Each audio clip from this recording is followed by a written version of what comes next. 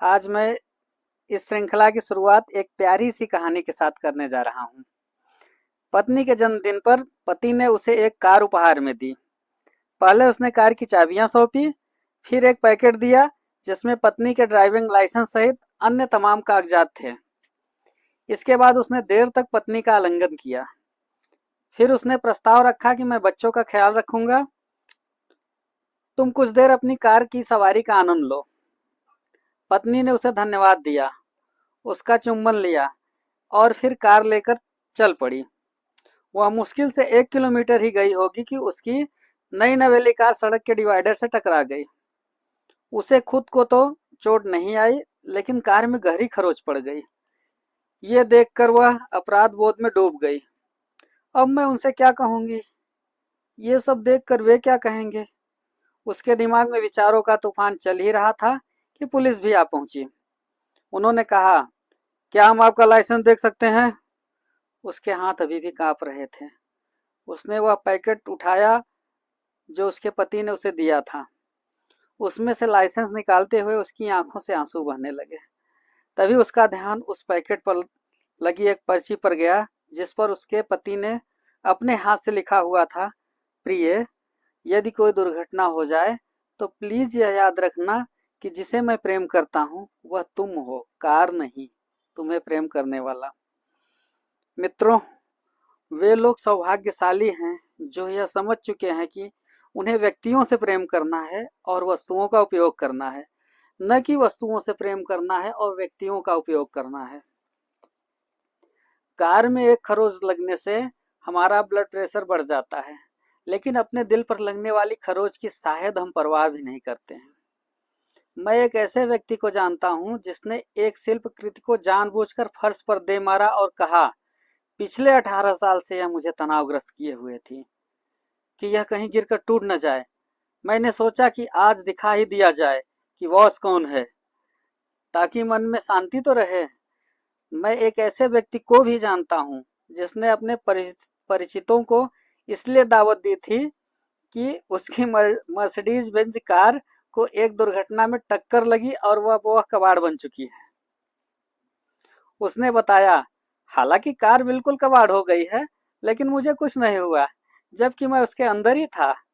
मैं सही सलामत हूँ तो दूसरी कार भी खरीद सकता हूँ, लेकिन अगर कार बिल्कुल सही सलामत रहती और मैं ऊपर चला गया होता तो सब कुछ बेकार था। हमारा जीवन सस्ती सी खिलौना कार से शुरू हुआ था।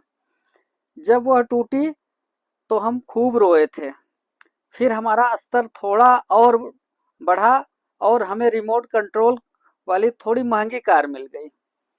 जब वह टूटी तो हम फिर रोए।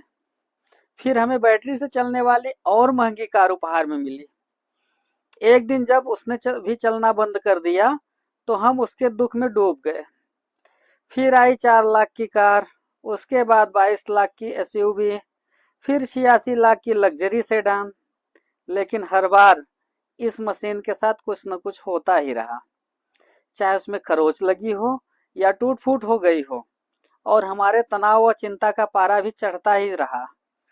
कुल मिलाकर देखें तो लगता है कि हमारे खिलौने तो बड़े होते चले गए, लेकिन हम खुद बड़े नहीं हुए। जिन चीजों के लिए हम रो पड़े उनका स्वरूप तो बदलता गया, लेकिन हमारा रोने का स्वभाव नहीं बदला।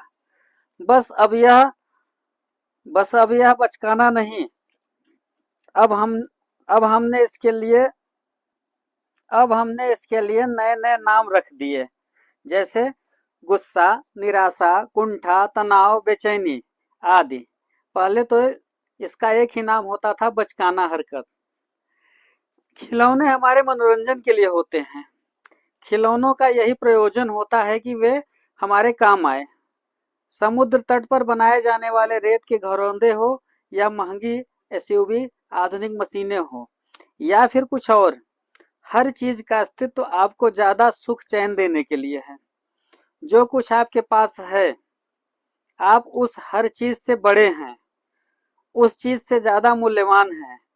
आप अपने जीवन में आई किसी भी चीज से ज्यादा महत्वपूर्ण है। खिलौना तो बस एक खिलौना ही होता है। आप चाहे जितने खिलौने खरीद ले, लेकिन उन्हें खिलौनों जितना ही महत्व दें। वे केवल आपके उपयोग के लिए हैं। आपके सुख, चैन और मनोरंजन के लिए ही हैं। किसी खिलौने के लिए अब कभी अपना एक भी अनमोल आंसू न बहाएं, चाहे वह खिलौना कितना भी कीमती क्यों न हो। उन सबसे ज्यादा मूल्यवान तो आप खुद ही हैं। तथ्य यह है कि हम नहीं करते, न कि हम नहीं कर सकते। महत्व इसका नहीं है कि हमारे पास कितना है, महत्व वास्तव में इसका है कि जो हमारे पास है हम उसका क्या कर रहे हैं। जो कुछ हमारे पास है उसे हम बदल नहीं सकते, लेकिन उस तरीके को सचमुच बदल सकते हैं जिससे हम उसका उपयोग कर रहे हैं। यदि सही ढंग से चला जाए तो प्यादा भी वजीर बन जाता है।